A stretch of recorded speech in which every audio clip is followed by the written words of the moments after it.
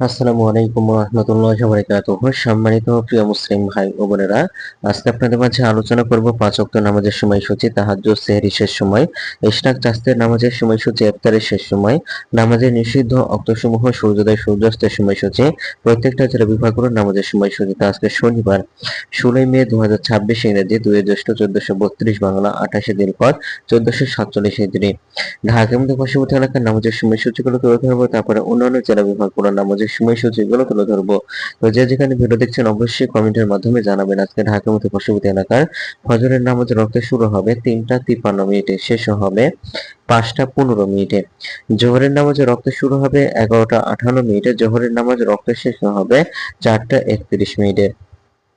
আসরের নামাজ রক্তে শুরু হবে ৪টা ৩২ মিনিটে, আসরের নামাজ রক্তে শেষ হবে ৬টা ১৬ মিনিটে। মাগরিবের নামাজ রক্তে শুরু হবে ৬টা ৩৭ মিনিটে, মাগরিবের রক্ত শেষ হবে ৭টা ৫৯ মিনিটে। এশার নামাজ রক্তে শুরু হবে ৮টায়, এশার নামাজ রক্ত আজকে শেষ হবে ৩টা ৪৭ মিনিট, অর্থাৎ সুবহ সাদিকের পূর্ব পর্যন্ত। আজকে ঢাকার মধ্যে পার্শ্ববর্তী এলাকার সেহরির শেষ সময় হলো ৩টা ৪৭ মিনিটে, ইফতারের সময় হলো সন্ধ্যা ৬টা ৩৭ মিনিটে।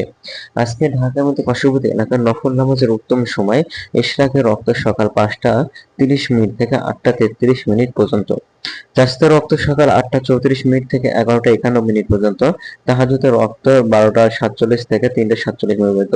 নামাজের নিষিদ্ধ রক্ত হলো ৩টার সময়, সকালে ৫টা ১৬ থেকে ৫টা ২৯ পর্যন্ত, দুপুরে ১১টা ৫২ থেকে ১১টা ৫৭ পর্যন্ত, সন্ধ্যায় ৬টা ১৭ থেকে ৬টা ৩৩ মিনিট পর্যন্ত।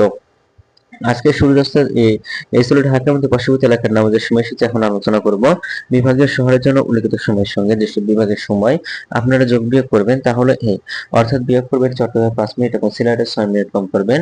ঢাকার মধ্যে পার্শ্ববর্তী এলাকায় যে নামাজের সময়সূচিটা রয়েছে সেখানে চট্টগ্রামে ৫ মিনিট এবং সিলেটে ৬ মিনিট কম করবেন।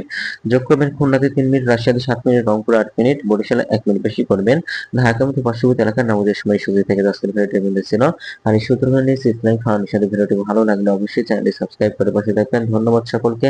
আসসালামু আলাইকুম ওয়া রাহমাতুল্লাহি ওয়া বারাকাতুহু।